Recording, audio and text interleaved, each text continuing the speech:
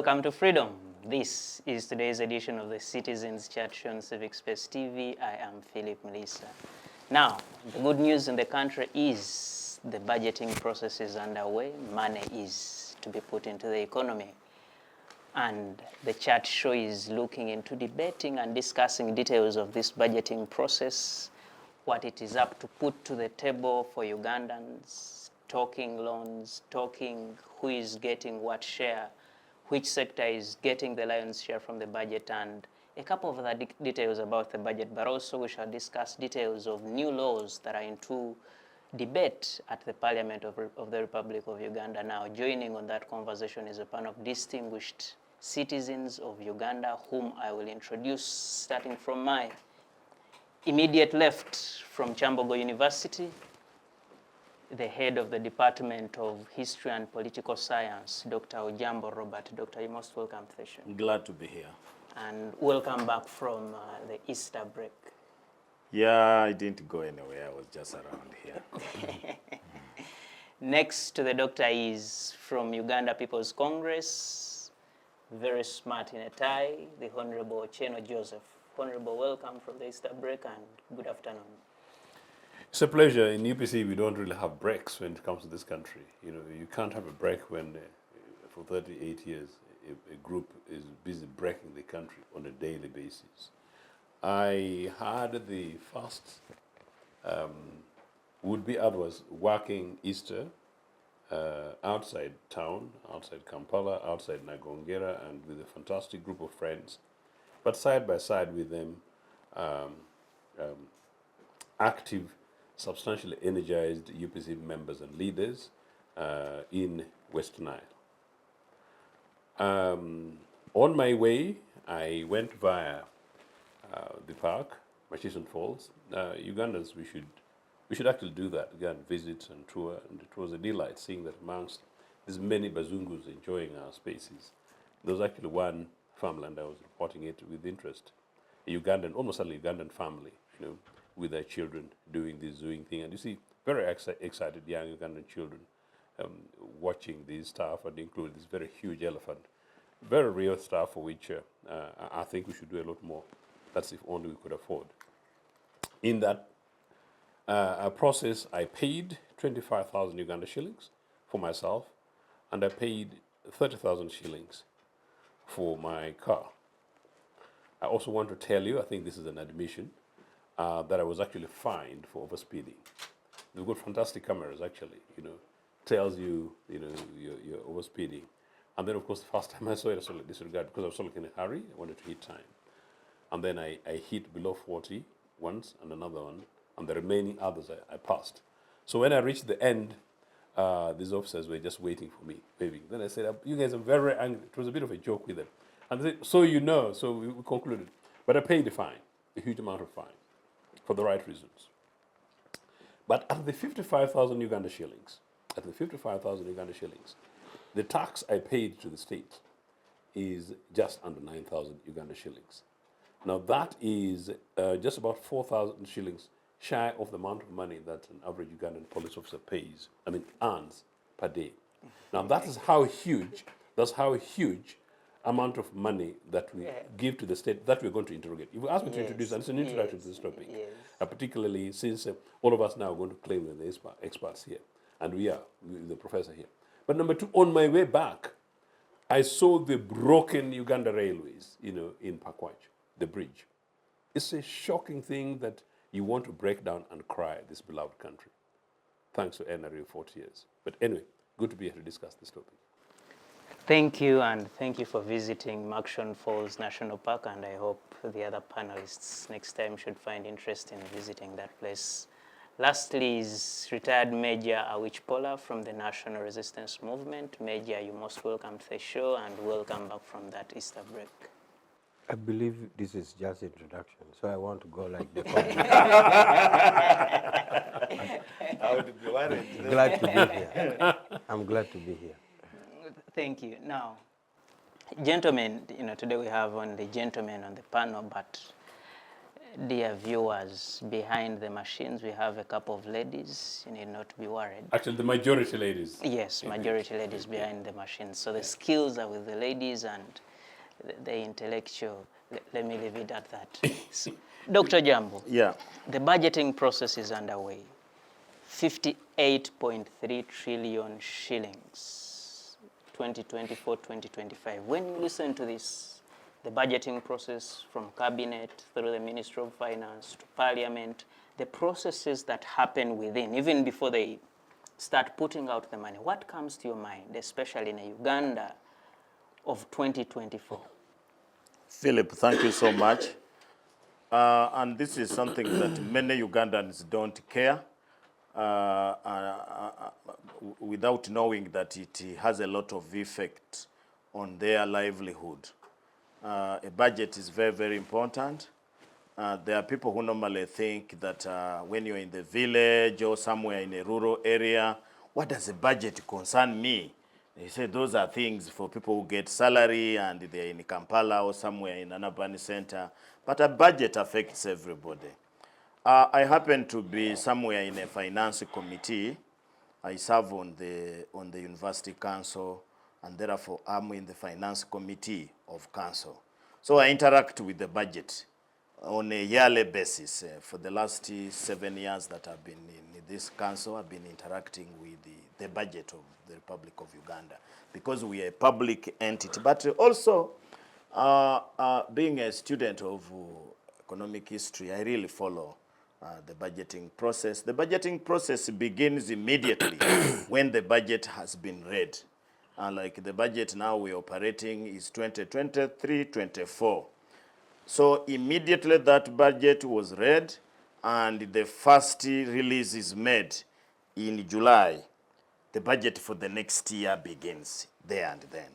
But the normal process used to begin in August, but this time it began in October because of some delays. That's when the first budget call was made, and that budget call later produces what is called a budget framework paper. And in our budget framework paper is presented in Parliament, and then goes to the entities that are consuming the budget. So when the budget came to my university, for instance, we were told the only thing that has been replaced is the year. The budget is going to remain the same because of the problems that we all knew. We are still having the after effects of COVID and many other things that have come in between there. So the budget was not going to change. So like for many entities in Uganda, they got the same budget, distribution of funds. So later, when I was following, the budget last year was 52 trillion, the one we are running now. I heard that the budget had gone up by about 6.7 trillion to make it 58 point what you have said. The other day, 7 days ago, that was the minister briefed Parliament and said that's what they are now preparing. You know, the system of preparing the budget sort of changed. Those days before this new law, the financial Public Finance Act, before it was changed, we used to first do the budget, present it in Parliament, then after presenting and allocations have been made, then discussions go. In this law now, the bill goes to Parliament when they have already gotten all sectors and discussed. So when it goes for reading, it is a complete budget. Now this budget is very, very interesting. It's 58.2. And somebody may think that maybe things are going to improve. In a budget, we have revenue and expenditure. Our biggest source of revenue is Uganda Revenue Authority. Last year, we had 26 trillion that they managed to collect for us. And that is the same target that we are having because so many things have not increased. So because of that, URA has proposed a number of things. And therefore, the bill is coming with some other bills, tax bills, 7 of them. We have 7 tax bills to amend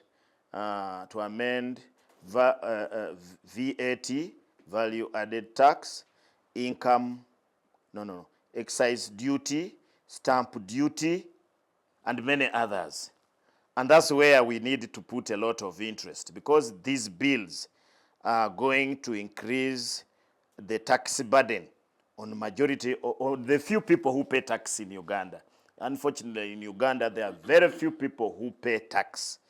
You see, sometimes I see Kasita. Kasita is this Kampala Capital City Traders Association crying about tax. Kasita does not pay tax. All the traders in Kasita don't pay tax. Their only burden is that when the tax is levied, it is put on the price and therefore affects their commercial dealings. But the one who pays the tax is the final consumer. In Uganda, final consumers are the ones who pay tax. So we need to be careful about this. But I wanted to break down the budget so that you see how it looks like. So we are having about 29 trillion is going to pay to service the loans. And servicing the loan here is not paying the principal. It's going to pay only the interest that has accumulated on these loans. Then you have running the paying public service and what have you is about 9 trillion. So when you subtract 29 from the money that is remaining from to 58, you get about 29 remaining. So 9 of it is to pay to run recurrent, is what they call the recurrent budget, to pay salaries, to pay this. 9 trillion is going there. Then you subtract. The only money that is remaining to help anybody out there, to help them in construction of roads, in many things, is going to be 4 trillion.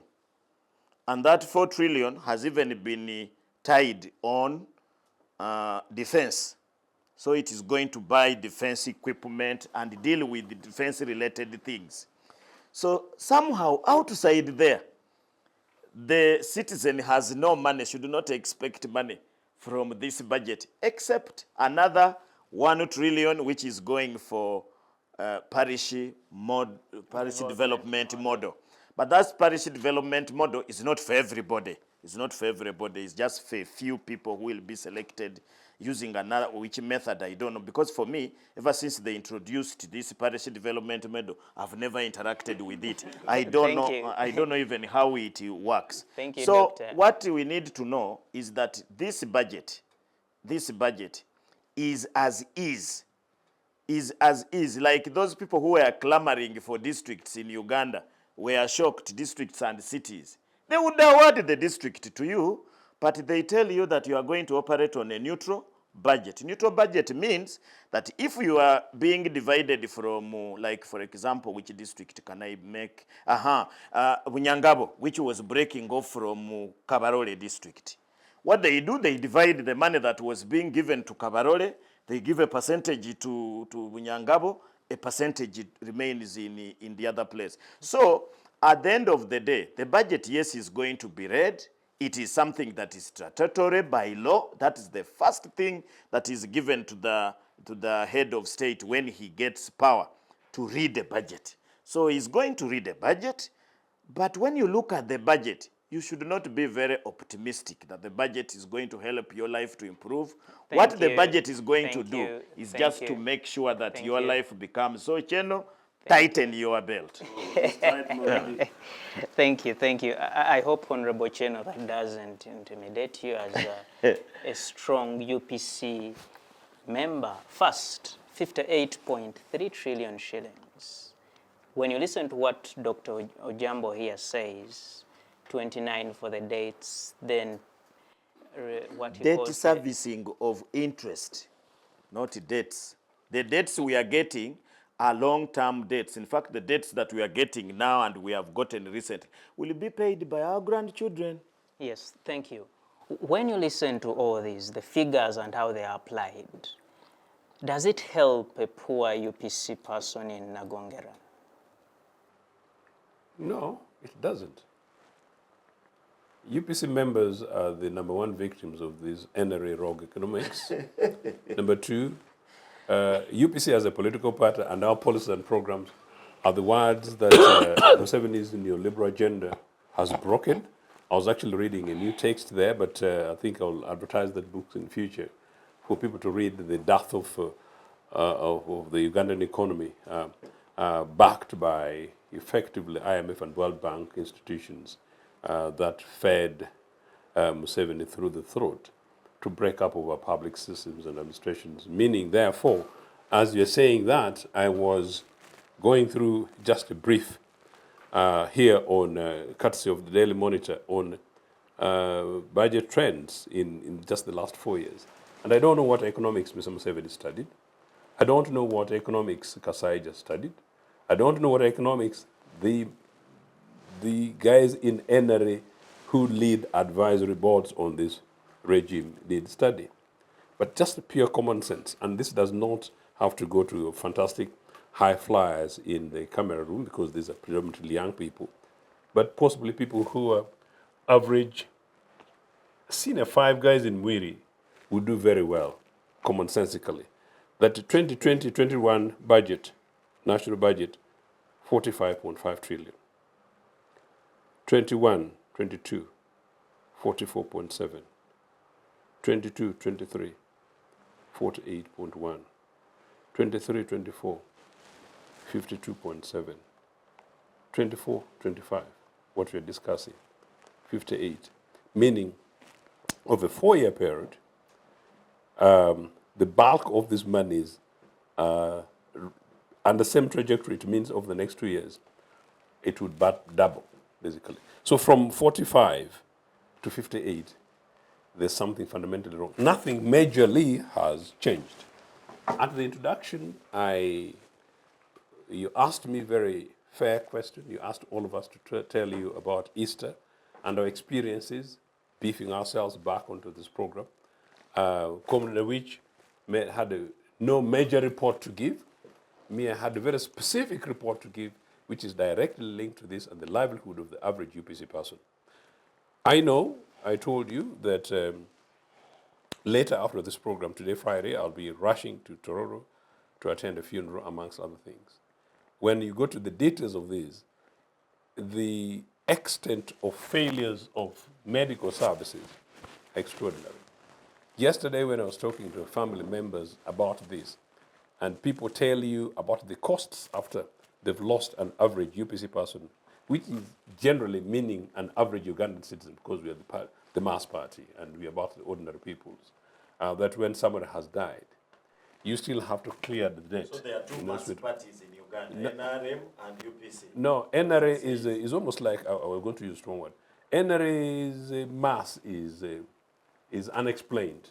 So I want to be fair today. But NRA is not a political party. Stealing our NRA words. is not a political He's party just anyway. stealing our words. NRA is not a political party. These guys came to power by force, dubiously before you went to university. They tried to sell this RSC System Resistance Council thing across campus. That's basically how they co-opted every Ugandan to the movement political, but that's a slightly different thing. So anyway, so basically people in NRA by co-option. So the mass political party is UPC, but beyond that, we are a mass party, but a party of the masses, meaning therefore that every average Ugandan citizen is our concern.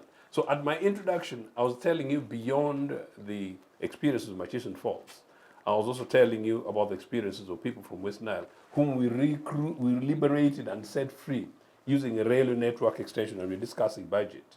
I asked myself, what has happened in the last 4 years in this country? Which major new hospital has been opened by this regime in the last 4 years? Which major new hospital? In that budget, one of the priorities is the construction of the standard gauge railway. you're very nice. You're very nice to NRA, consoling them and consoling Ugandans. I'm giving you The rail, something new. well, do you know what? When I was trying to tell you my experience in Pakwach, the Pakwach Bridge and the Pakwach Railway, which of course your cameras possibly will have to shine on, is a crooked old thing like this. Pakwach Bridge was built in 1966, opened in 1966. From 1962 at independence, we took the railway network from Soroti, we took it to Lira, we took it to Gulu, we took it to Pakwach, including Pakwach Bridge, and opened up institutions across the country. We are discussing budget and how we spend our money, Today, there is not a single rail network that works in this country. So the standard gauge railway you talk about there, is a fraud that we don't know whether it's going to be done by Pineti. In 1988, 1 year into my exile, Mr. Museveni boasted, in a seminar, I think it was a seminar, how he's going to use his NRA engineering unit to begin to beef up on the construction of rail networks for sleepers between here and Kasese. He said he was going to open an institution in Kasese. So between 1988 and today, where did our trains go? Where did our railways go? So this is nothing new. This is trying to restore what they broke. Thank you. So in any case, actually, this is criminal economics. But let me just conclude this, because you asked me very specifically about UPC members. I'm still telling you that I'm on my way to attend a funeral. And I go around the country attending funerals. And in most of those cases, there are terrible stories of people who've died because of lack of medical medicine, lack of medical attention.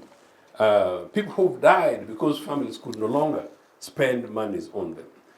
People who've died because of shaky bumper roads around Nigeria, because of what Muhoozi promised would resolve. But now Muhoozi is an NRM commander. But last time he was supposedly Minister of Transport. So this guy is a pathetic thing. So whenever we talk about budgetary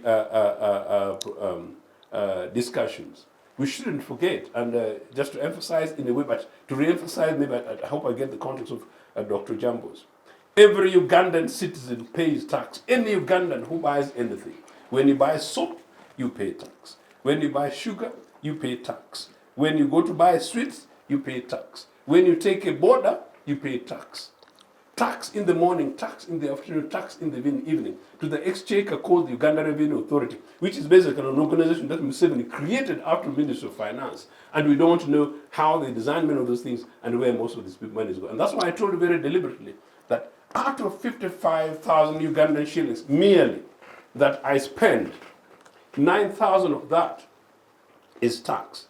And my concern that tax does not go to roads, does not go to hospitals, does not go to agriculture, does not go to health, does not go to education. And I've got many people, including when I was waiting at your green room before joining here, a young Ugandan citizen who spent 4 years after graduating and they don't have jobs.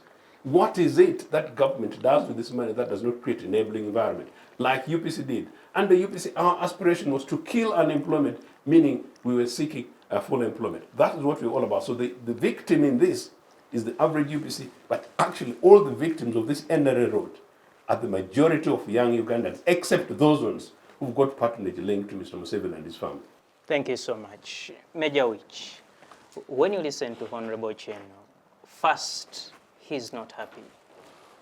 He reads through the budget, the figures for the budget in the last 4 years, 45.5, 44.3, 49, 52, now 58 trillion shillings. Perhaps you could do him a service by telling him what the NRM has used this kind of monies for that he should be happy about.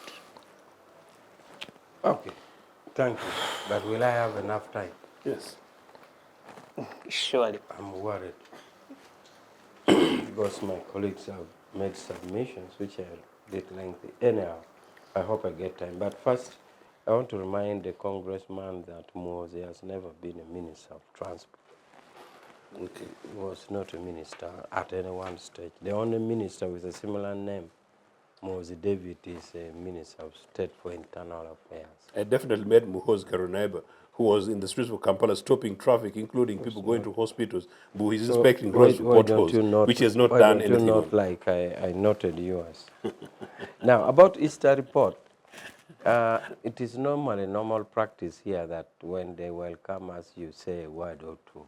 So even a Easter report in the same mood was intended to say it was fine and this. It didn't intend a lengthy presentation. It didn't intend a lengthy presentation. Now, the other thing I want to comment about is that I like your opening when you say the citizen chat show is freedom. Indeed, I'm happy it is freedom. And since we are online with people from America and Canada watching, please note that this is freedom. And not only is it here, but the whole country. So that is what NRM is. You speak your mind and go home and sleep or drive to Nagongera. So I just wanted to note that. About the budget, I like to say that it's a challenge. It's a challenge and a positive challenge because we are at a time when many of our foreign friends who used to give one sure source of money in the funding of the budget are not with us. You would see that in a budget that is read, about 80% would be coming from outside, and it is no more. And part of the reasons is, of course, among others, is the law which was passed, which was yesterday adjudicated on in court. So it's a challenge that we are now passing a budget as Ugandan. And according to the congressman, he reads a very beautiful progressive increase in budget in the last 4 years, which is good news. In fact, I should have read it. Now you have read it for me. Why? Because it is a known fact that the population of Uganda increases every year. So you need a bigger budget. It is a known fact that the challenges, the infrastructure, and the service provision increases every time. So it is progressive. And therefore, that you read a progressive budget over the years is positive and a good thing to hear. So I thank you for drawing your attention to that and highlighting it. Now, back to the challenge in that we used to read a budget where foreign income, Denmark this much, Netherlands this much, or America this much, this much. At one time, we had such a goodwill that we could actually nearly run a budget without URA. But now here we are Ugandans. And that we can run a budget of 58 trillion on our own. It is a positive challenge. I hope it is a sign of maturing. We are growing up. It is a positive trend. It also shows the independence of the country, that we are independent indeed, and we can do our things. And also, like some people had wanted to wish that we are a failed state. We are not a failed state. We can run a budget on our own. We can maintain law and order. The country can be peaceful. And we run a circle of budget up to the next. So this is a positive thing in as far as this budget is concerned. I would like to assure that despite the challenges in allocation, as was read by Doctor, it's okay. But the test of this is in the end product. Do we have a country running alive, not a failed state, with at least a service provision like hospitals and schools running, teachers paid, and other civil servants paid, and the hospitals going on with challenges? And at the end of it all, what crystallizes is, it crystallizes into our life expectancy. As I have always said, our life expectancy keeps rising. Because all this crystallizes into one thing, our livelihoods. And our livelihoods will now be determined, do you live longer or do you die shorter? Of course, I've always said, even in the test of happiness, which we have always asked, do they test it in happiness-o-gram or happiness-o-meter? It is tested and found, not NRM test, that of East African, we are the happiest. Uganda is the happiest. It's no longer the case. And we are going to continue. If you got a new data, I will information. see. The happiest people now in the world are in Tanzania. in the I world. will have to see that, but when did they overtake us? We have always been happy all along. So, despite these allocations as they are, the test is that we shall run a circle successfully and read another one. You see, No. Major, you keep talking about running that cycle. Is it about running the cycle? No, it's not about running the circle. I have said running the circle with service provision, and I put e.g. salaries of staffs being paid. I have said hospitals running despite challenges, roads being made, whatever it is, I said that. And I even did not only stop at a mere circle, I said it even crystallizes into the livelihood and how long we live on earth. Haven't I been specific enough? Because you tend to think I'm just saying you run it from this to the next and that is all. I have reduced it to a crystallization of how it translates into how long we live on earth. Yeah. Now, my colleague says he has not interacted with PDM. If you have not, then you have no right to criticize it. Because for all intent and purposes, yeah, you see, if I want, and that is why I pay attention to you, Congressman. That's why I pay attention to not, because I will not criticize what I have not heard. If I have not listened to you, then what right do I have to criticize you? So if you have not done a study and seen PDM and seen this is the weakness, this is the strength, and you confess I have not interacted, but even when you have not, you are against it. How? Here, for me to oppose you, doctor, I must listen to you, I must understand you, I must know what you're saying, and when I have understood you, then I said, I've known you, I've heard what you're saying, I disagree with this and this and this. So how will you disagree with something you actually outright push, I don't know, I've never seen No, it? no, no, no. That is a misrepresentation. You said that. That is a since this PDM misrepresentation. came, Can I correct the impression? What did you say? You Can said I since correct it the came, impression? What did you say? Please. I said, and I want to repeat, that ever since PDM, Parish Development Model, came, as a person, I have not interacted with it. It doesn't mean that I don't know what PDM is. So what is not interacting means? Interacting with open it. Okay, maybe I'm using, you said what you do you mean were by- you were a lawyer. I am an Yes. advocate And you're at an that. academic. Now, I am a lawyer and an in advocate. economics, A practicing advocate. in economics, to interact with something, you must, like for example, somebody to say that I'm interacting with the market, it means you are in the market. No, give the example. You are of in the PDM. market. You have So not interacted. PDM. You have not interacted Yeah, with it. I've not interacted What with does the that mean then? PDM means I have not indirectly or directly benefited from PDM. That's what it means. Thank you. But Well, that is- understanding that- PDM is no. part of my job. You I said, know what it is. If you said you have not benefited only, but you know it, then I leave it to you. But I am still insisting that for me to criticize you, doctor, I must understand what you are saying. Major, okay? from the view of the NRM, are there Ugandans benefiting from the PDM? Very many. And we are soon going to come up with a study on the impact on the livelihood. Very many. And it is actually our flagship, one of our flagship programs, which we think will bring Uganda to middle income. People have got it. People are benefiting. The study impact will soon be out. So many people are benefiting. Finally, maybe raise it in the view of budget. The standard gauge.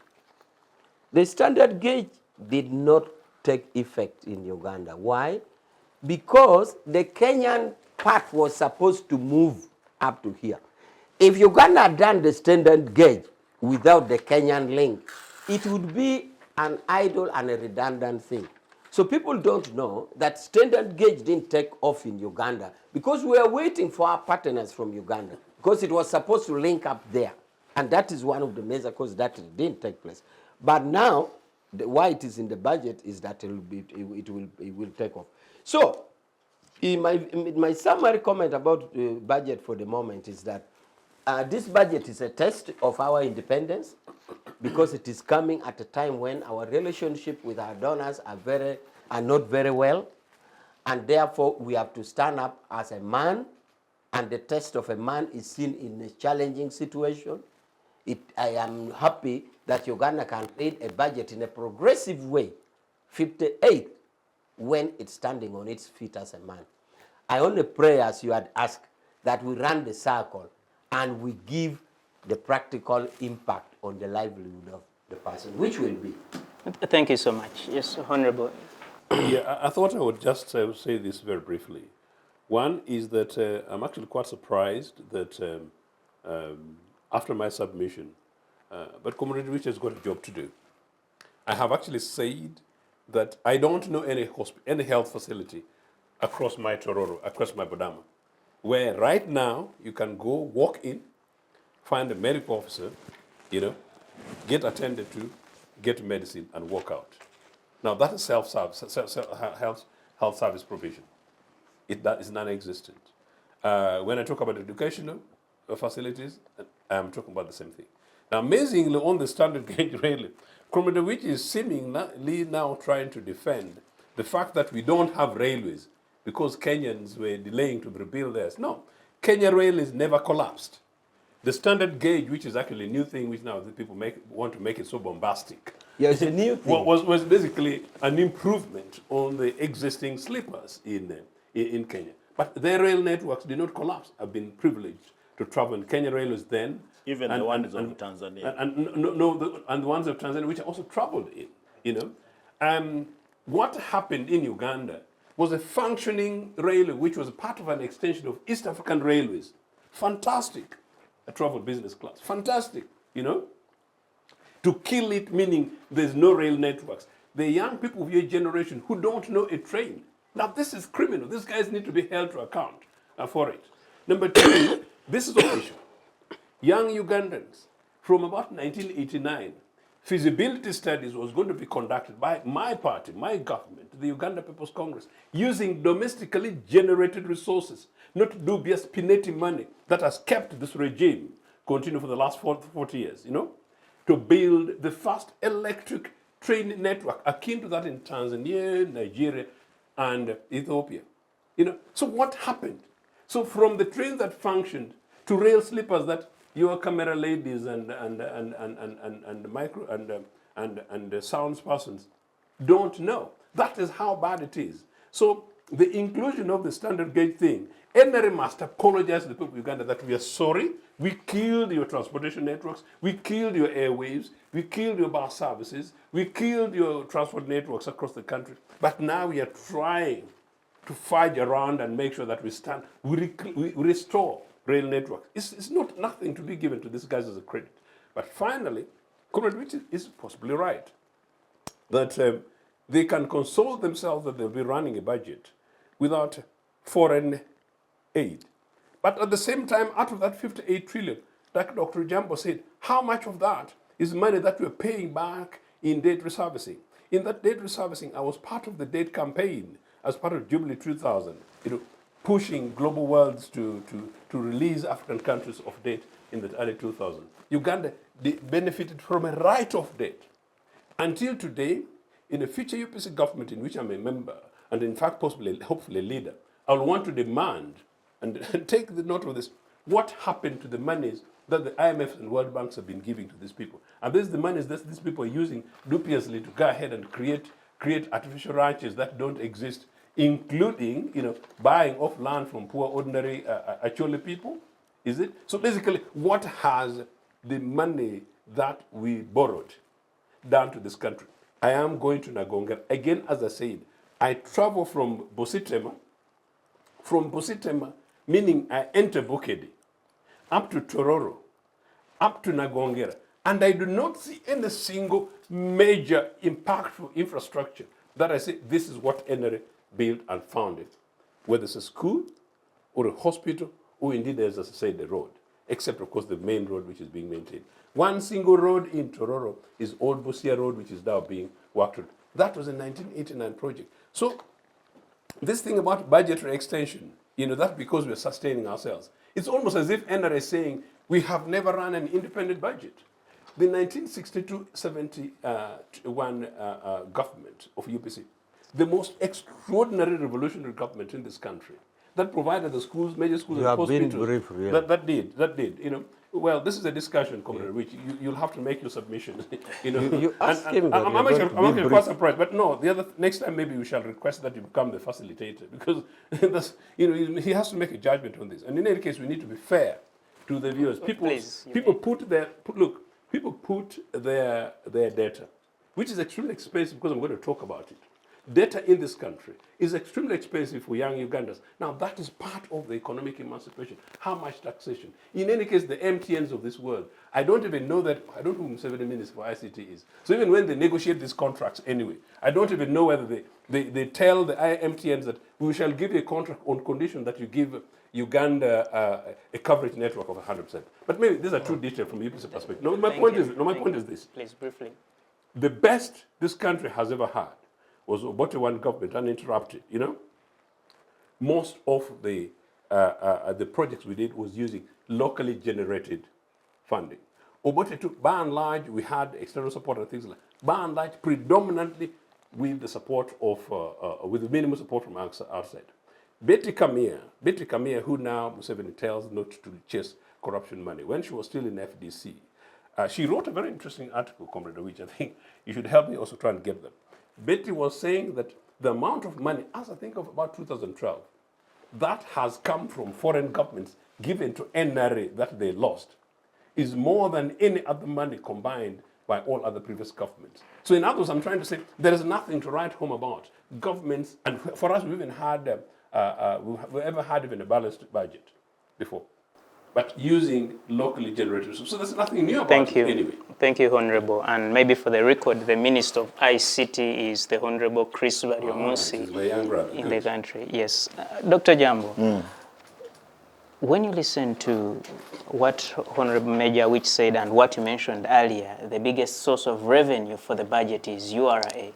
And what URA does is going out to Ugandans to pick this money through the different taxes you did talk about. Do we have capacitated Ugandans that are going to produce this money that will sustain the independence of the economy of Uganda, like Major said? Yeah, the biggest trouble for Uganda is that our tax base is still very small. And it is because of our production capacity, whereby you are producing things for the market. You only collect taxes if you are dealing with the market. Many of our people here are producing for survival. Majority of the people are producing just for survival.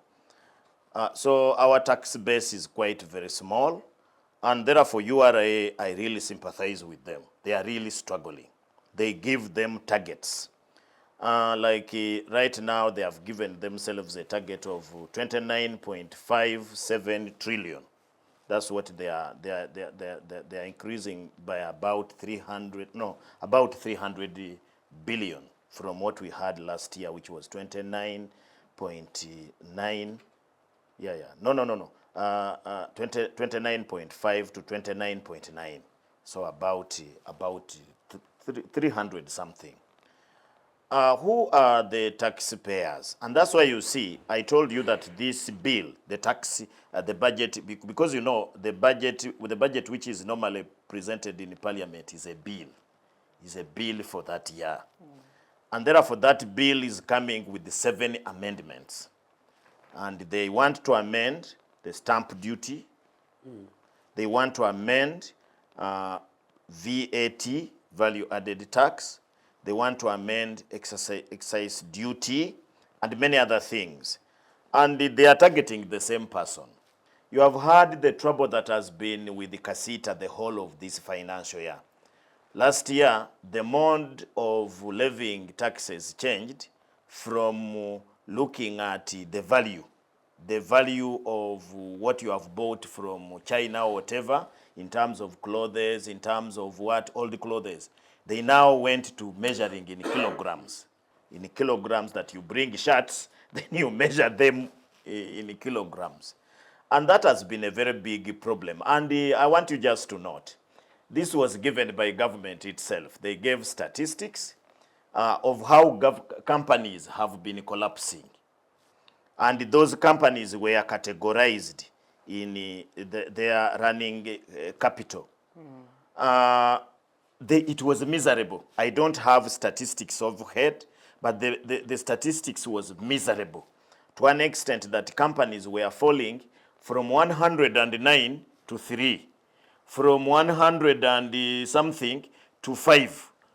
Maybe if we can Yes. beef that one with facts. For You have example, the statistics. yes. Read it. You have, for example, companies that give an annual turnover of above 100 billion. They reduced from 125 to 6. You can hear. 50 billion to 100 billion, from 130 to 3. 10 billion to 50 billion, from 871 to 63. 5 billion to 10 billion, 711 to 58, and you can read, there are very many. Yeah, so why are they collapsing? For those people who know economics, is because of the operating environment is very hard. You are paying a lot of taxes.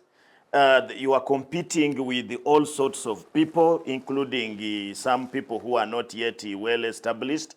But above all, even just managing a company in Uganda is quite very difficult. Even just registering it. I can tell you, me myself, I've tried to register companies. It's like doing, I don't know which type of exam. It's complicated. Then what about going to pay taxes? You can imagine, I want to pay taxes to URA.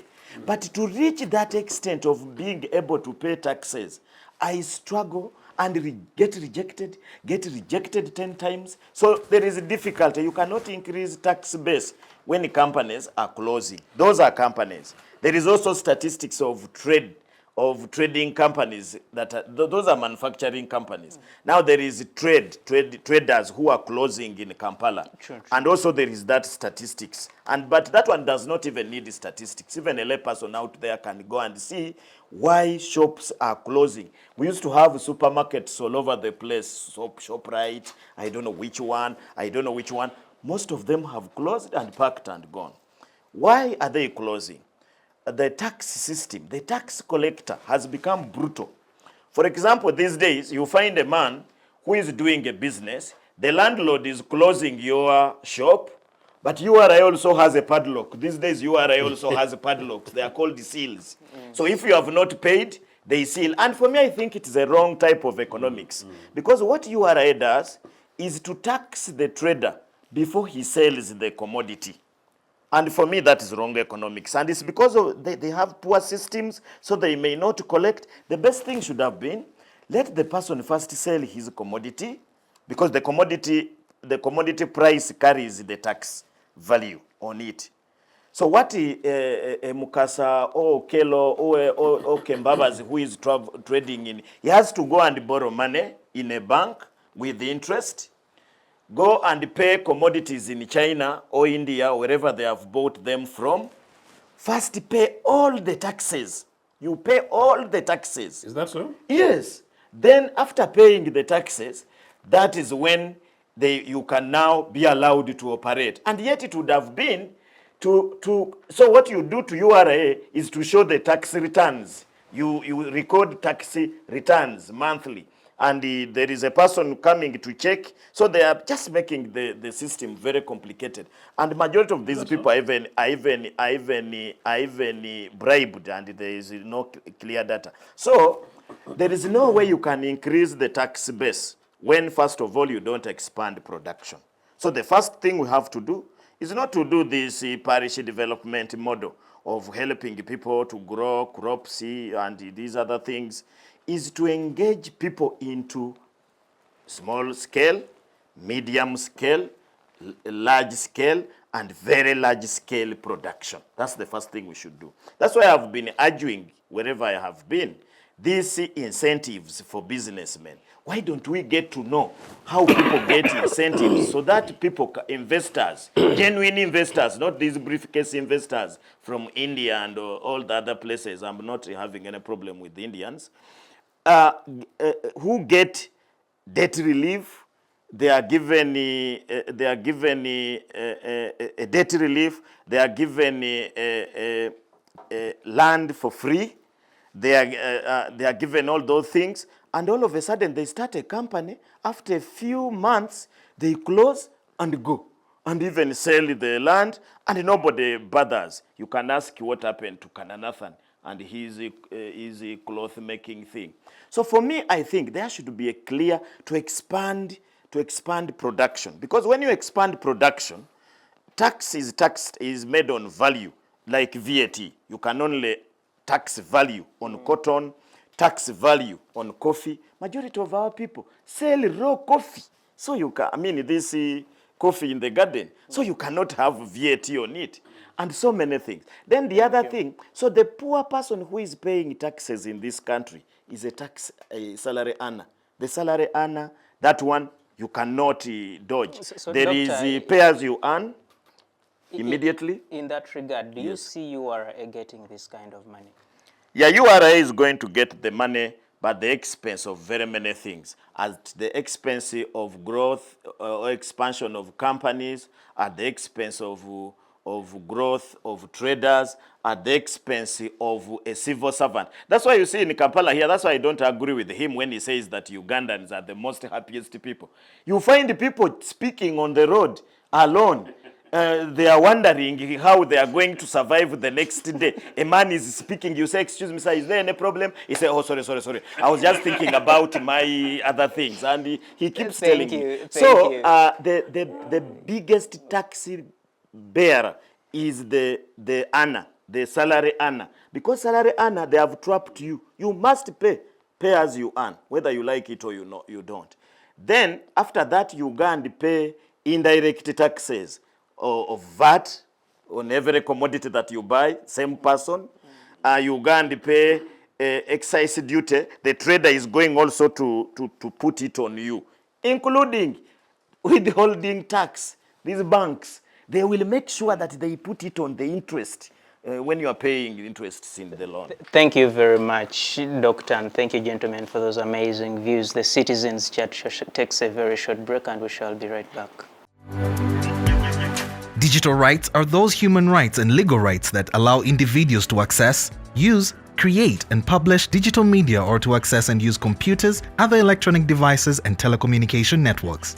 Digital rights include a right to freedom of expression, information and communication through technology, a right to privacy and data protection, a right to credit for personal works, a right to universal and equal digital access, a right to identity, a right to anonymity, a right to be forgotten, and a right for protection of minors, among others. The state's digital rights are frequently violated through various unfair actions, for example, blockage of websites and social networks, theft of credentials, unauthorized use of people's data for personal gain, privacy intrusion, online censorship, arrests and intimidation of online users, internet blockages, and the proliferation of laws and regulations that undermine the potential of technology to drive social, economic, and political development worldwide. It is hence every citizen's responsibility to respect rights of other digital users and to speak out or report to the responsible parties when one's rights are violated. You are still on Uganda's leading freedom platform, the Civic Space TV, and this is the Citizens Chat Show. I am Phillip Muliisa. Today, I have Dr. Robert Ojambo, Honorable Ochieno Joseph, and Major Awich Pollar. We are discussing the national budget, but also things to do with the new bills that are in Parliament, to do with specifically taxes, taxing Ugandans. And it is of interest to you as a Ugandan to know how much tax you have to pay, but also how that tax is going to be used. While we left off, we are discussing the taxes. Major Awich, I know you have a couple of things you want to respond to, but when you look at URA, you did talk about the independence of our economics, how Uganda is standing as a man to finance its 58 trillion shillings. When you look at these Ugandans from your village, from Kampala here, are they able to raise this kind of money to run the budget? Are they able to raise? Yeah, they are. Normally,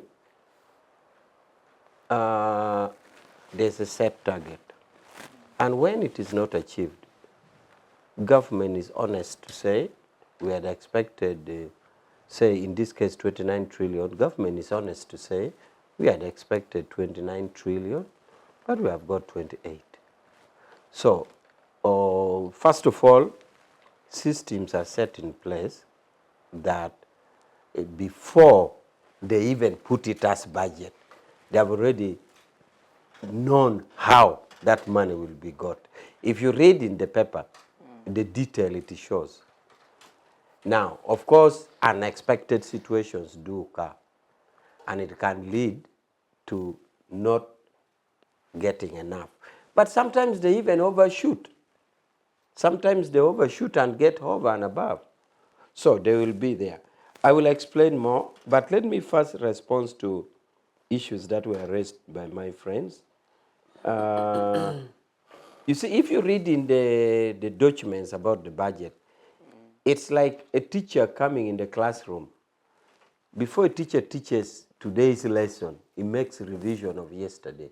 So in this budget thing, there is also indication of hospitals and roads that is saying we are not built. It is indicated in there that in the past budget we did this, we did this, we did this. Is there.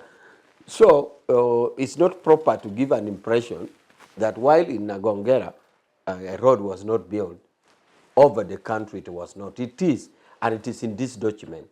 This document captures what has been achieved and the expectation. Just like a teacher comes to teach today, he will revise yesterday's lesson. You see, what you say is very interesting, Major. But for example, the budget of last year, this year, 2022-2023, captured that Luwa Hospital had not been built.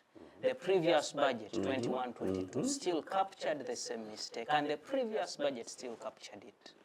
Yes, now you're on looking at it in a half glass, a half full theory.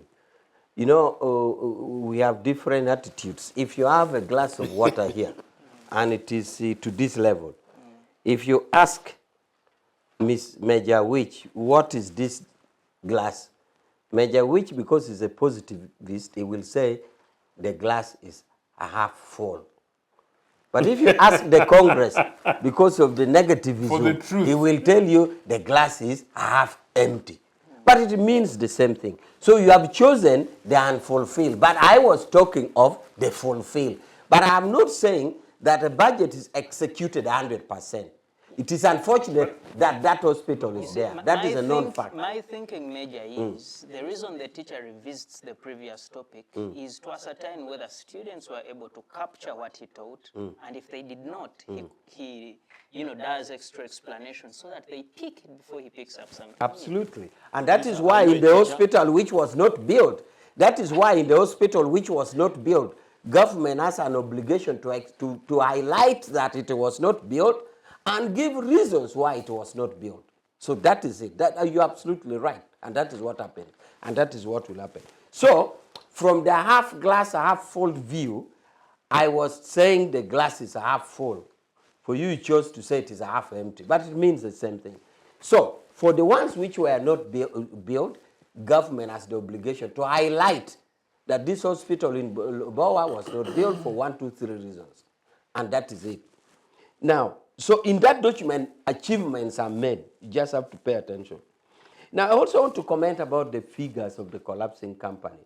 I really wish I could have a look at it, because it's so alarming that if it was at that rate, then the country would be no more. For example, you are talking of 7,000, and only one of them is living, or 2 or 3. Major, this is data from the URA. The data sounds so alarming. I will have to look at it, because at that rate, we would be no more.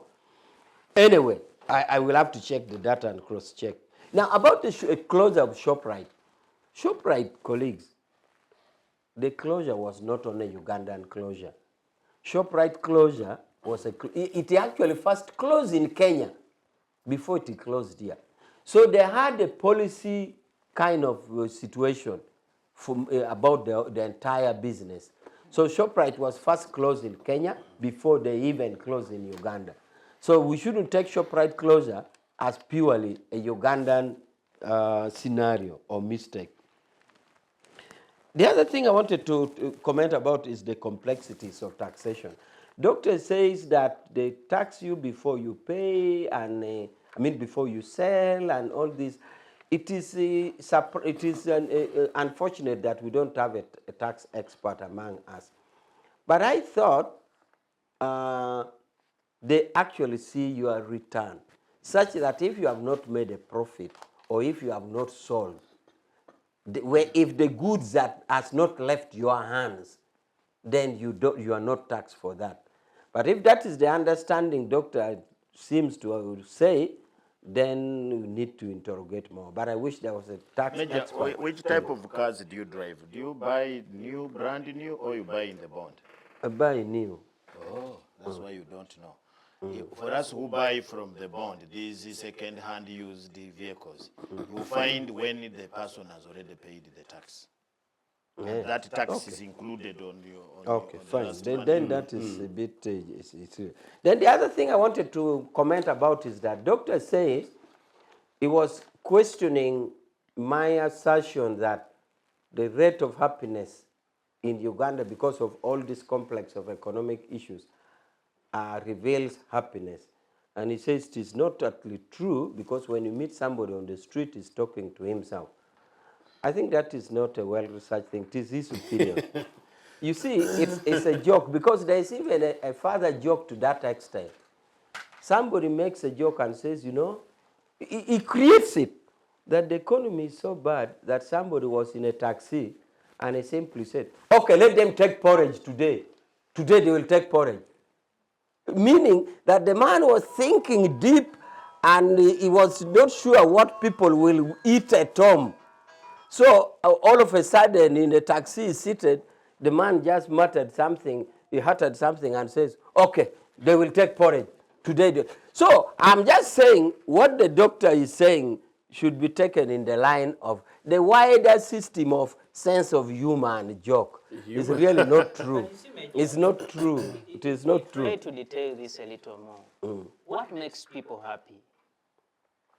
Well, I have already told you that this study is not an NRM study. Yes. But it is done an independent study. Even me, I was asking. I was just happy that their findings is that we are happy. But allow me give Their findings is that we are happy. Just one Whatever ingredients, whatever checklist they have, whatever ingredients contribute to the happiness, but I am saying it is not an NRM study. It's a study to say we are happy. 1 second. Please, let's have this Just information. You know, this theory of yours has been amazing me. So I've been following very closely. Last month, they announced that the happiest people are in Tanzania. And I happened to listen to even the president of Tanzania, High Excellency Samia Suluhu, tell people that ignore that. Ignore that. In fact, she said in Kiswahili that huo ni upuzi. They want us to be stupid and we think we are happy. I move in Tanzania. I find people don't have what to eat. Their children are not going to school. I receive reports of people who have lost somebody and they cannot take to the village. I find people who don't have anything. I cannot see how these people are happy to a level of making Tanzania the best, or where we have the happiest people in the world. They rejected it. The government rejected it. But in Major's government, for them, they like that because they are siasa people and propaganda. They are very happy with that. So if you said that Ugandans are happy, they will be very happy without even knowing. How are Ugandans happy when 39% of them cannot earn 3,800 shillings or spend it in a day? Okay, now, all that it shows me two things. One, it shows a consensus, an admission that there is the element of studying happiness, because it is even mentioned in Tanzania. That one we now believe it exists as an objectivity. Two, is that challenging their findings is another stage, but at least they have come up with their study. So, whatever study they have come up with, that is it. If we have to challenge it and query it, that's another thing. So we know that it exists. It was even read in Tanzania anyway. If we are only talking about Uganda, maybe. So it exists. And challenging the usefulness is another thing. So, about somebody walking on the street and talking alone, it's a similar joke like somebody's in a taxi, he wakes up in a taxi and he says, today they'll take porridge. No, it's just a joke. The people we are trying to our best. About... Can I also interject with a joke? I hope it's not a lengthy. A minister allegedly, is reported on social media, and Chris Baramosi, a good friend of mine, you know, that people said that Uganda's in hardship. Then he said, you people, you think our jobs as politicians and leaders is a easy job. It's not. You know, since morning, me, I have not eaten, so you guys are better than me. That is such a simplistic PLE debating thing, which is really about P6, you know? So because I've not eaten the whole day, you know, you are better than me because you've eaten. Surely the issue is about the much more substantial thing, but anyway, but carry on, my brother. I don't know how it fits in this. Me, all I was saying is that, I don't know how yours fits, but me, what I was saying is that by doctors saying somebody walks on the road and talks alone, is a similar analogy that somebody passes it and says that somebody wakes up in a taxi and says, let them take porridge. So I'm just saying it's just a sense of humor. So, the Ugandans able to raise the tax? I think I've answered it. I have said that before URA comes up with this thing, there's what is called the framework paper. It details on how they envisage the collection. And I have said, sometimes they overshoot the target. Sometimes they shot below. In either case, even if they said we expect 29 and they get 28, they'll say, yes, fellow citizens, we are targeted 29, however, we have got 28, and they should be able to explain it. So over and above, this is the situation. Thank you so much, Major. I want to come back to you, Honorable Ochieno. You see, when we read these figures, they will tell you the Ministry of Health is, for example, getting $1 trillion shillings. The Ministry of Education, the Ministry of Defense is getting about 3 or 4, and a couple of these others. But then, you go to a school in a ministry that received money, and there is no basic things like chalk. You go to a hospital, and nurses, recently there is a complaint from the Uganda Nurses Association about personal protective equipment. They are not available in hospitals and health centers across the country. What happens to this money? That in part is what I was saying. You know, if we settled down this conversation, if you link it to my experience that I gave as part of my introductory remark, this country actually needs a revolution, not a discussion on taxation around television networks like this, cushioned and with air conditioning. Honestly, genuinely. Because Comrade Awich, for instance, talked about payment of wages. As part of my engage the citizens' experience in the last 1 week, I met a retired civil servant, very decent man, very, very decent man, very decent, honorable man. This man was pleading in a forum in which I was that for 4 months he hadn't received his pension. For 4 months he hadn't received his pension. Now, a pensioner civil servant who's done great works for this country for 4 months is not received his merely pension.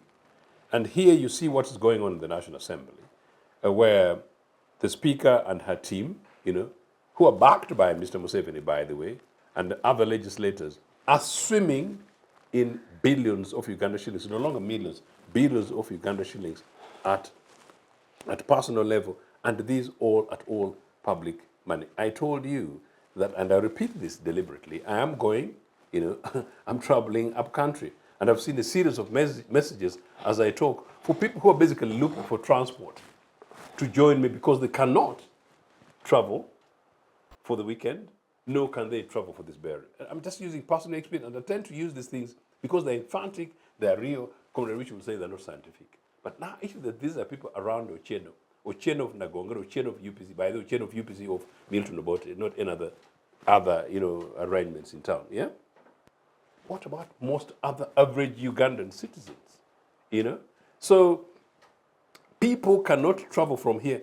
Ojambo can no longer have an easy travel to Idinda, his Ginger Town, and to do as he was traveling to Toro, because there are no public service buses, they existed. There are no public service trains, they existed. There are no public service air. For me, at my level, you call me honorable, I should be flying by a domestic flight to Tororo. Because there was once upon a time such an arrangement. You young Ugandans, we ever had these things. They don't exist. All of them have been killed by who? By this regime. So maybe we should not even be discussing how much of it is going to go away. Because it's not this money, health provisions, they're not going to go to those health facilities. Honorable, these better be facts. You said there was a public transport means, buses, air, railway in this country at a certain point in time. Are you shocking me that you don't know? And you host this program? You shock me that you don't know that there was ever domestic flights, Uganda Airlines? You don't know that? There was, I'm telling you that, including in my Tororo. And by the way, the airstrip in Tororo is now a cattle grazing place. I think the Museveni is just salvating. I'm sure they want to go and graze their cattle there. Okay? The airstrip in Tororo. The trains that we talk about, we've discussed this again and again and again. I used passenger trains to go to study in Mwiri near the area where he was born. I told you, so for me, there would be no need for me to take my home is near a train station. A train station. So there would be no need for me to drive to Tororo, particularly if I don't want to have a driver. And particularly in this day of climate change. By the way, I don't know what climate provisions are going to be in this NRM budget, because that's another big national and global threat to our society, particularly the young people. If you watched in the last few weeks, if you see how hot Kampala has been, the excesses of heat in Kampala, it's not a deviation, it's a very important part of this conversation. It tells you that the Kampala, when I was of your age, when I was going to Makerere, it never recorded 29 degrees, it never recorded 28 degrees. The current temperatures for Kampala, where the temperatures for Khartoum and Mogadishu up there, maybe towards Cairo. Climate change. If you see what these guys have done with the wetlands, if you see what these guys have done, with the cutting off trees and the environment, no wonder the Otaferes, when they couldn't do enough of here, they went to Congo to go and break up the timber in those spaces. But why that is important is the car fumes into Kampala. If you talk about the traffic, forget about the roads. They will tell you that, it's growth, economic growth. It's because people are rich. It's an absolute global nonsense. I don't know what economics they studied. Because in developed nations, one of the conversations we should be talking about public transportation, to saying you need to make sure that we create efficient rail network, meaning public transport is not crooked taxis of crooked thieves who are putting money in taxi services, because those are private. Public transport statutory, in this case I said buses, railways, in this case possibly waterways. So in any case, somebody traveling from Nansan to Kampala should be jumping, like my beautiful young friends say, tick, tick, in their nice bags to go and wait and sit. And then you read your magazine, sometimes do a bit of your own head. And for me, Ochieno, the usual things for me to read my Uganda Argus, in this case, the future vision, meaning we need to change new vision so that becomes the future vision as a national publication. So you read that, meaning what you do, one bus carries possibly 30 people for an average, and it means that you've taken away 25 vehicles off the road. You're saving the environment. Do you get what I'm trying to say? The train network, away from the passenger train, this is an extremely important conversation, but I take it heavily, because the burden of responsibility for me as UPC, particularly as a political party of the future, but a political party that founded this country, and so many of these other things sink. Away from the passenger trains, in which case, therefore, maybe 300 people do not need to drive or even to jump on the bus, because they need to jump on the train, passenger train, which will take them 2 to 3 hours at most between Kampala and Tororo. Yeah. Now they've got to use many of these things and compete on the very same road that NRA is incapable of maintaining. Go to Mabira Forest. It's an embarrassment. That's actually the main Trans-Africa highway from Mombasa to Accra in Ghana. The thing That's is about it. potholed. But what it also means critically is that the goods train, in terms of freight, including for the economy, part of what we're discussing at the moment, the burden to the average business person who's importing, including possibly these cars, the vehicles used to come by train. So meaning one is cheaper, but most importantly, it is fast, it's efficient, but critically, it's environmentally friendly. So instead of having 80 trailers, some of which may be for dubious guys in town eating our money, there's one train carrying freight over time. It's absolute common sense. What this NRA has done for this country in the last 38 years, if you younger Ugandans woke up and began to demand for accountability, Museveni would run and run very fast from State House. But I don't want him to run. He should just walk. We just need to help this guy to go to Rachitura.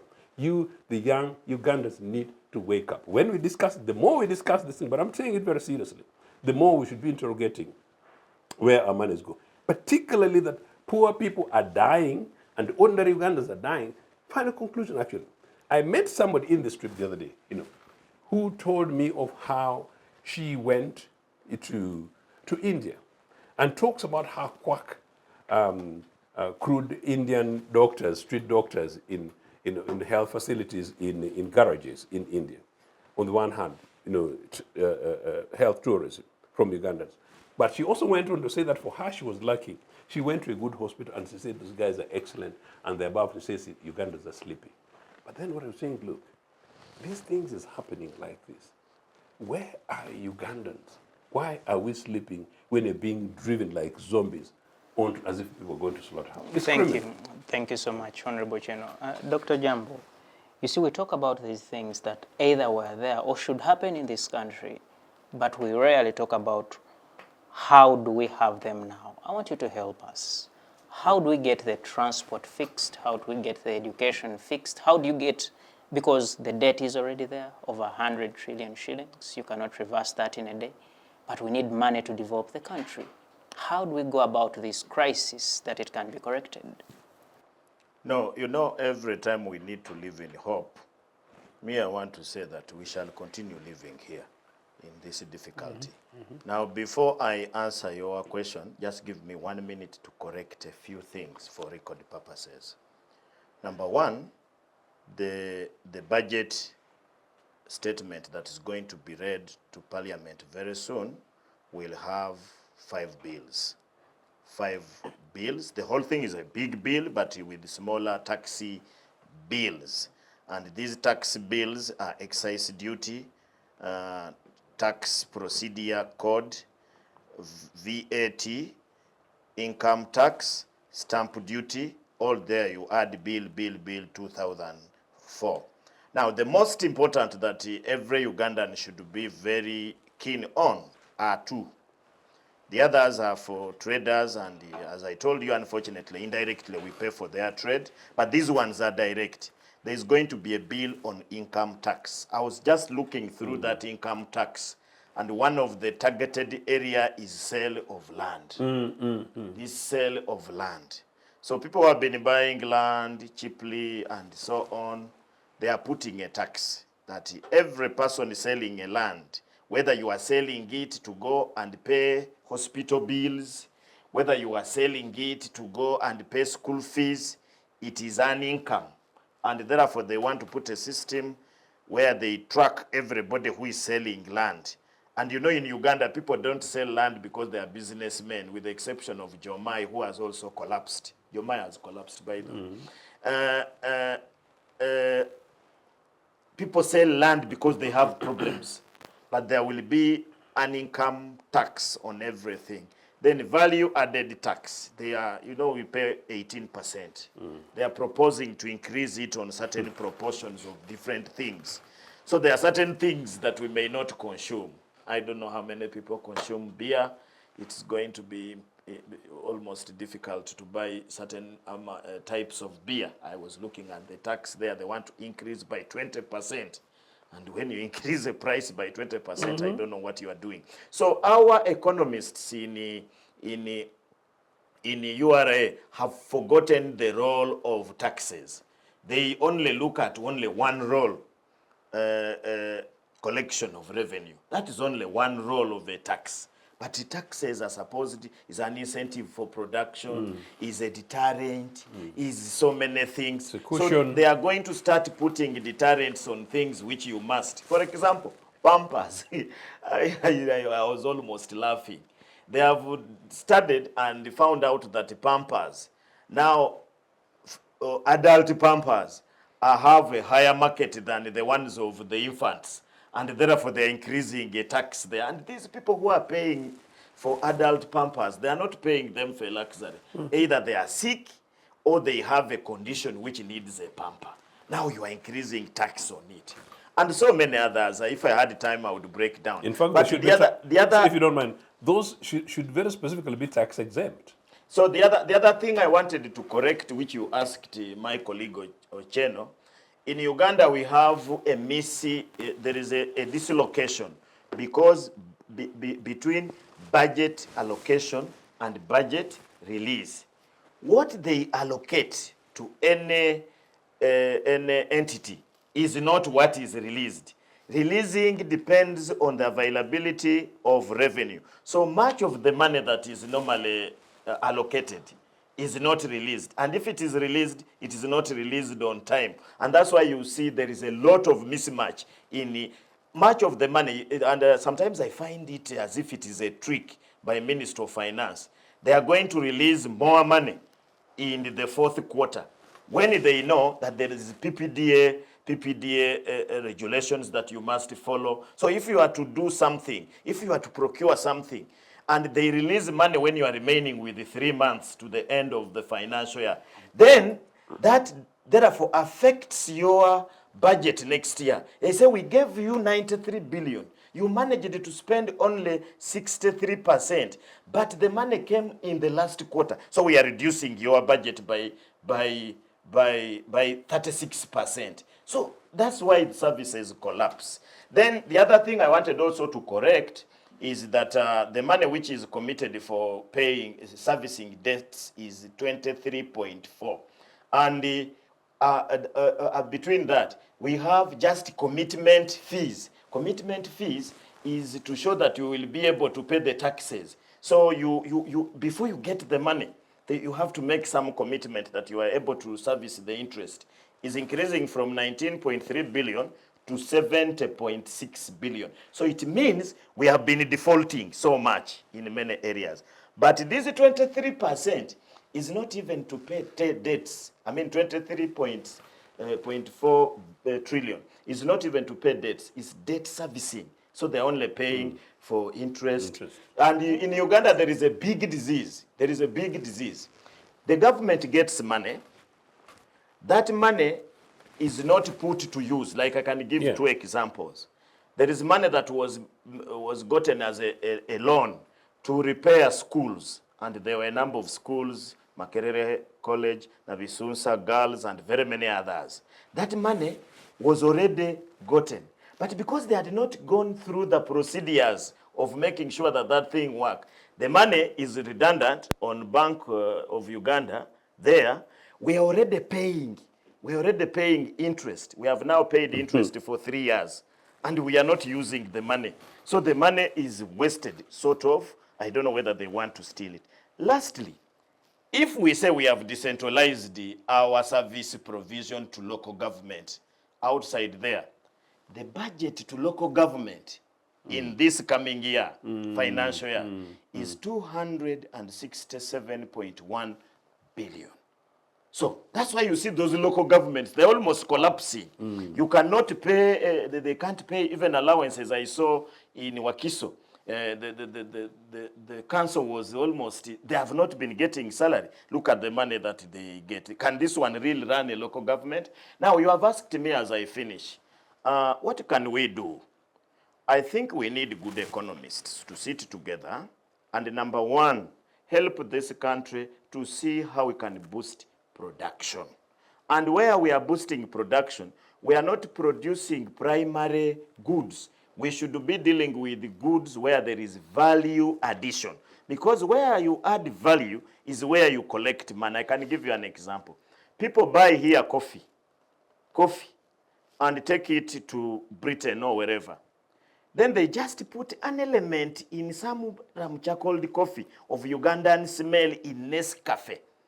Nescafe. By the way, it is not even the whole coffee that is ground and put there. They just put the aura, the smell from Uganda, and come and charge us 100 times than what we took. So we must add value. I've been hearing the president talk to that direction, but the action is not there. The other thing that we need to do is to increase the tax base. Now, increasing the tax base is only done when you involve people in the market economy. People must be involved in the market economy. The reason why somebody is categorized as a peasant is because he's not interacting with the market. He produces pai, he cuts it and eats it. If he wants to exchange with somebody, he goes, say, he gives pai popo, and they give him sorghum. So they have dodged the market. We need to encourage people to participate in the market economy. And that's how you increase the tax base. Because when somebody is buying and another one is selling, that's when you can tax them.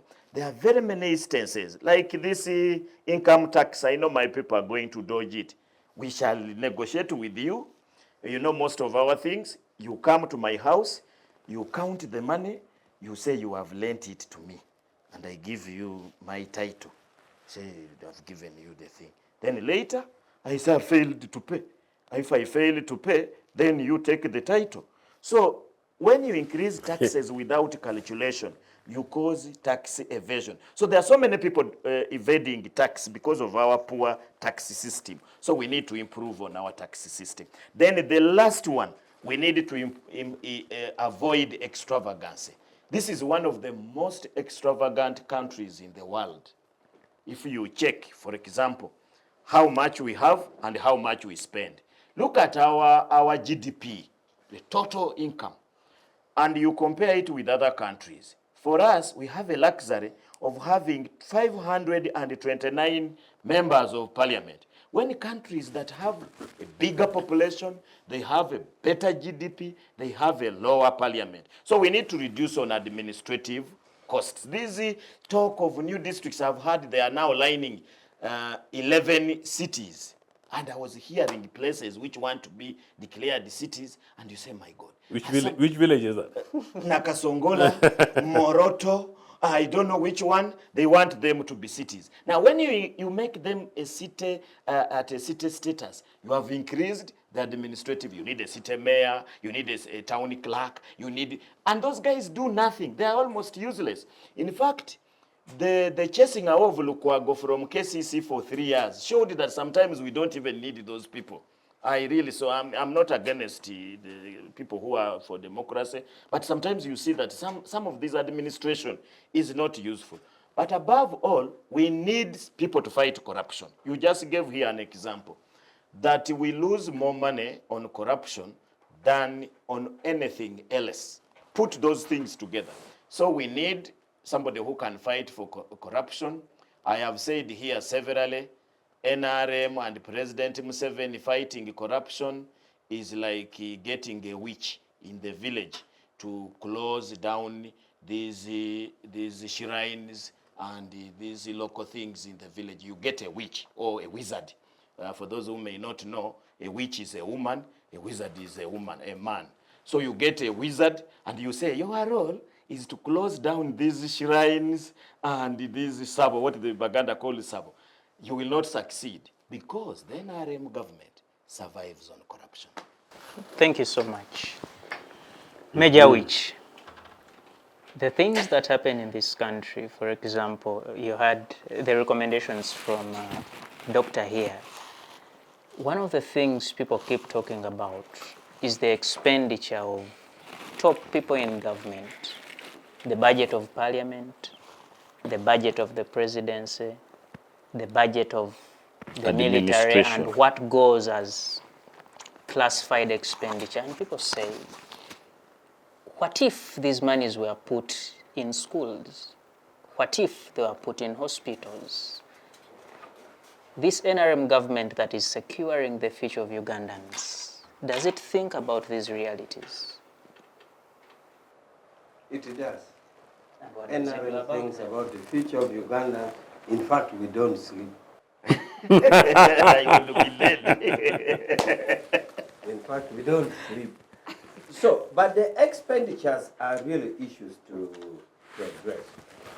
And so many attempts has been done. You are aware that recently the Minister of Finance moved in on Parliament to cut their expenditure by half. Now, this comes after a manifestation, because when you put systems in place, you may think it is working and working well. And that is why we even have amendment of laws. Because at the time you are legislating, you think you have thought it all right, it will work. But when you set it in operation, you start seeing cracks. So in a similar way, expenses, you think you are real people advocating for the independence of the legislature, they shouldn't be twisted by executive. And one way of not twisting them is give them enough resources. Give them enough resources. And you give resources. Down the road, you say, is this the resources they were advocating for? Then you see. And that's why now you have to move and say, no, we are reducing by half. That is statecraft. That is how to run a government. Things don't work the way you plan. At one point, they are crying for the independence of the judiciary. At one time, they are crying for the independence of the legislature. And one ingredient of independence is give them enough resources. And you give them the resources. What? Few months or few years down the road, you see what it is. So expenses. And then also, there is still a move by government to rationalize salaries. A commission had been formed, or has been formed by the president, to look into salaries, to harmonize. Not that somebody gets 40, another one is getting 20, another one gets 10. Those inequalities are going to be addressed as part of the reducing of the expenditure. Of course, there's the merger of government agencies. Government agencies were being replicated here and there. A move has been made, and it is ongoing, to merge agencies and reduce it so that you reduce expenditures. So much is going to be done. Now, in terms of the secret spending, what you call the classified budget, I have said here and again that how classified is classified budget? Classified budget is not as classified as we know. Classified budget is a budget which is used by a state, by a government, in areas that are intended to give state protection, like buying weapons and doing all this. But it is not classified per se, because under the rule of Parliament, a select members are supposed to take it under some oath to criticize and examine it. Not that Ministry of Defense just takes this money and says, this is classified. No. Committees of budget look into that. And if they disagree with it, they say, no, what you're saying under this item of classified is wrong, remove it. And they have often cut it. Only that the rules applicable in criticizing a classified budget is different from the other ordinary rules of public expenditure. So classified is not that classified. So all attempts are being done to reduce expenditures. And I think as we become independent and fund our own budget, maybe we'll even feel it much better. Because in the past, where you have a budget, then this is from Netherlands, this is from Sweden, from America, from where, maybe we are not feeling. But now that we are collecting it ourselves, and you can see how the Minister of Finance was nearly crying in some of the social media, where he's telling the President, Your Excellency, we struggle to look for this money, we really fight for it, and then now when we have got it, somebody is here. Somebody is here. Now, because we are doing it ourselves. So, take it from me that the closeness, the close looking, and the reduction in those expenses are really going to be achieved. Major, it doesn't look so. For example, 2 years ago we had 81 ministers. We've increased by one this year. That doesn't look like reducing on expenditure. Do we need all these ministries and ministers? But maybe to save Major Awich, sometimes we want to punch him so much. This is a country which majority of the people are crooked. are crooked, both in government and in opposition. Me who sit out here, I see. For example, he talked about a classified budget. Let me just give you an example. They allowed Uganda police to go and buy a plane, a plane. And it was supposed to be a plane to help travel around the country. These guys went and bought a plane at 33 point something billion. This plane, when it arrives here, they discover that it has even nowhere to land. It's supposed to land in smooth places, like these passenger commercial planes that land at Entebbe. Now, police is in a way that the plane has to land anywhere, has to land maybe in a football field or somewhere. Now, they discovered that when the plane was already here, somebody has already taken 33.52. So the plane, in fact, for the whole of the 3 years, ever since it was bought, it has moved only 107 kilometers, like a border, because even my car cannot be a border in a village. 107 kilometers. So they are selling now the plane at a giveaway price of 15 billion because it cannot work here. They are selling it to a private. Has anybody been held responsible? Accountable? That's where the trouble is, and that's why we want to dialogue. I agree with you, Major. We need to dialogue together. How do we get these people to be accountable? A person who makes such a mistake and a country loses 16 billion in a joking way, what do we do? Okay, now you are talking of the ministers, and not only the minister, I have cited the members of parliament as well. And people have quoted even the presidential advisors. Yes. So all those are areas that are being looked in. I know for a fact that the president has also reservations about RDCs, but they are still there.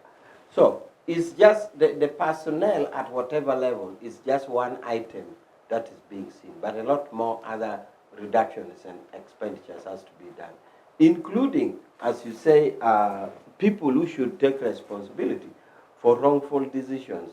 I think we have to come closer to that for people who took wrongful decisions and leading to losses. I want to say that about past comments which has been said about maybe investment. As Director External, I take great concern, especially when it talks about foreign countries, because that's my mandate. It is true that many entrepreneurs from India come, and I think they do present to relevant bodies like Investment Authority, like all those bodies which are supposed to welcome them. And if we don't do due diligence, then they will act on our sleeping attitude, like he has mentioned. But otherwise, China is our good friend. And by the way, next week I'm going to India. I mean, in India, not China. Next week I'm going to India. And Uganda has that long history with India, which you can't separate. Remember, there was a time it used to be said that the Queen's empire, the sun, never sets.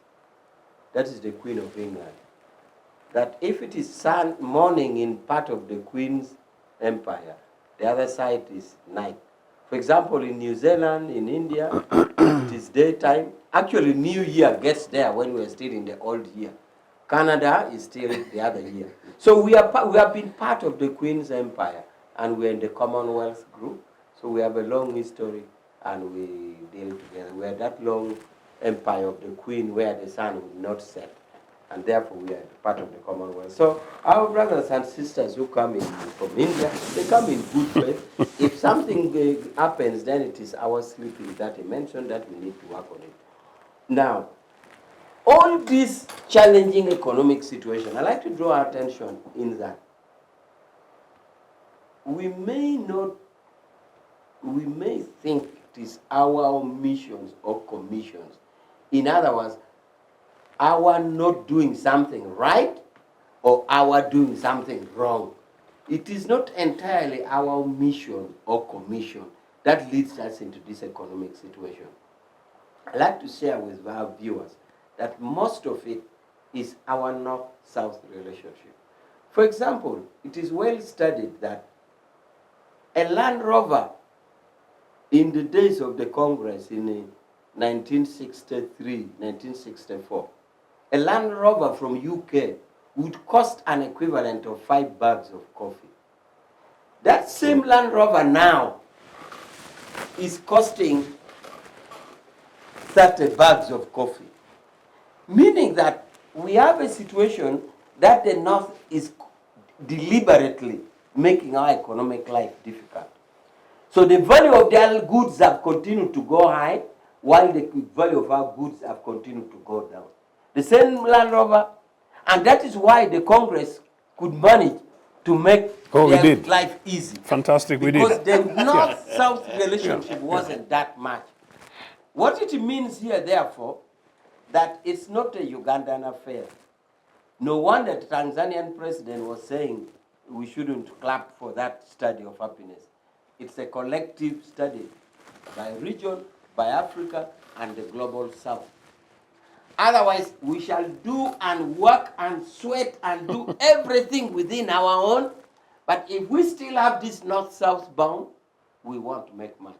So as we struggle and fight for ourselves, we may see our omission or our commission, our not having done something right or our doing something wrong. But it's also like that. And that now makes me really disbelieve a bit of Swahili that he likes quoting because he was in Dar es Salaam University. Yes. Yes. I speak very good Swahili myself because I'm a cadet trained by Tanzanian Military Training Team, TMTT. So I did a 15-month course where the language of instruction was Swahili. But also Uganda government had asked that Swahili be a subject. So you can see how good my Swahili is. Now, Swahili says, mjinga naumia. Literally translated means a fool suffers.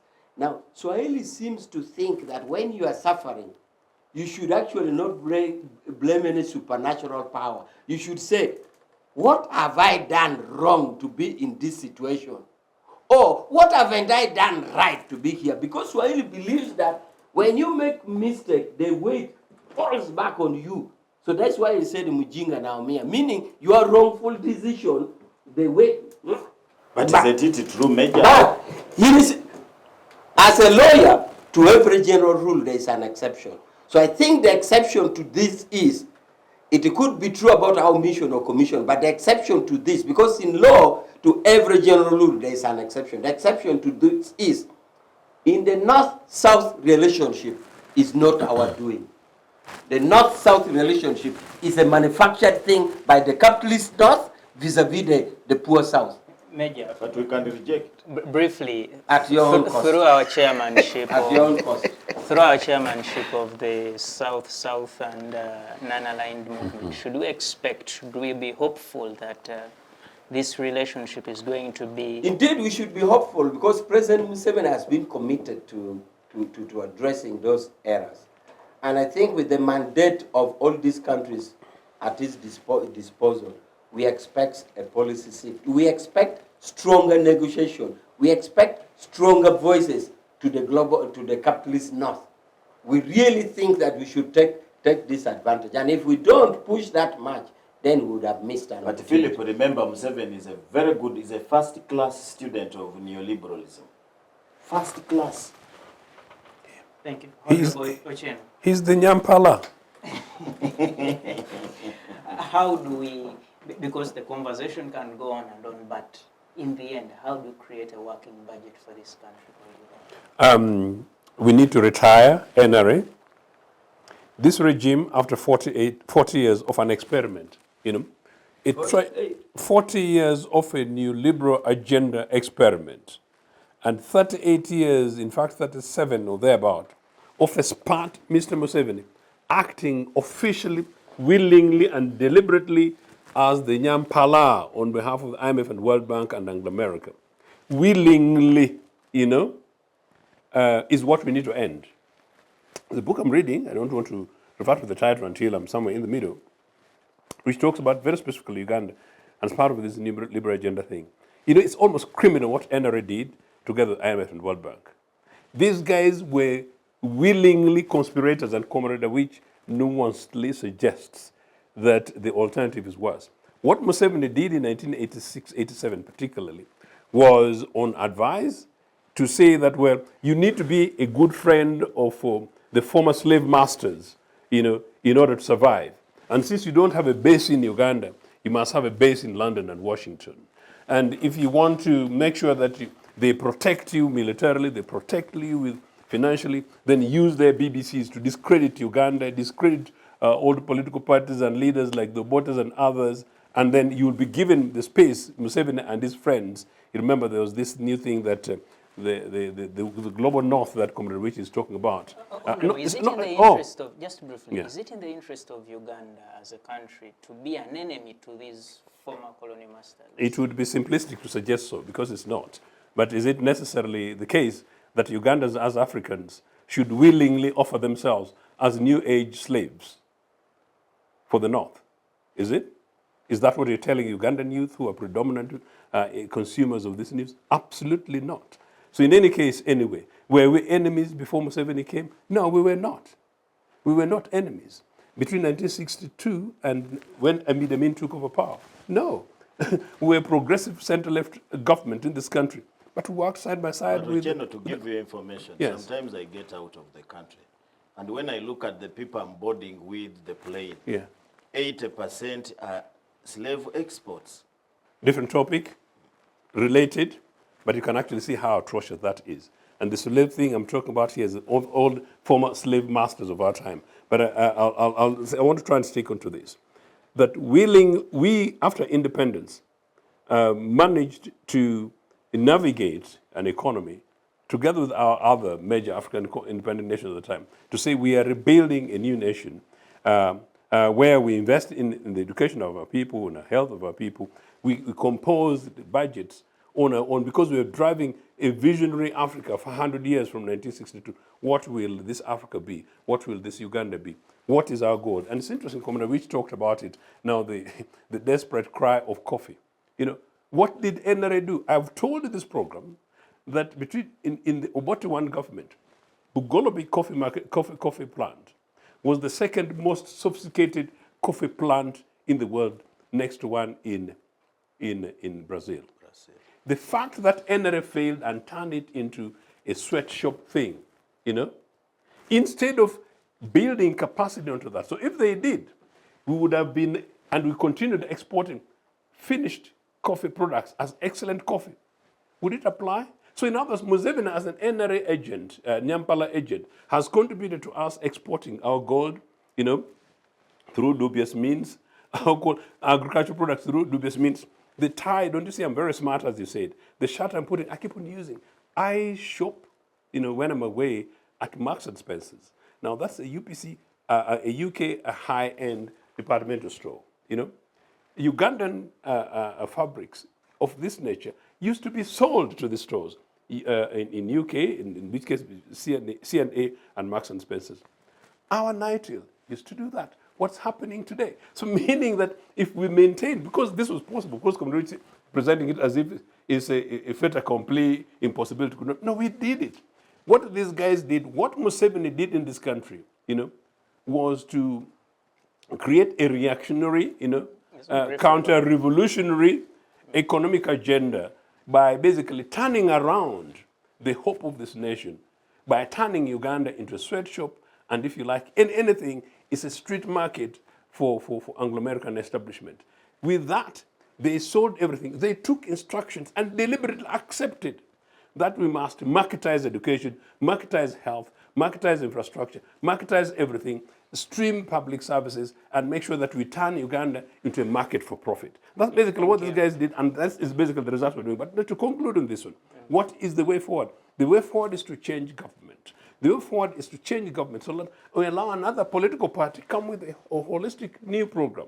So that when we're discussing budget, this is an important point, it would be a conversation between what is UPC's position on VAT?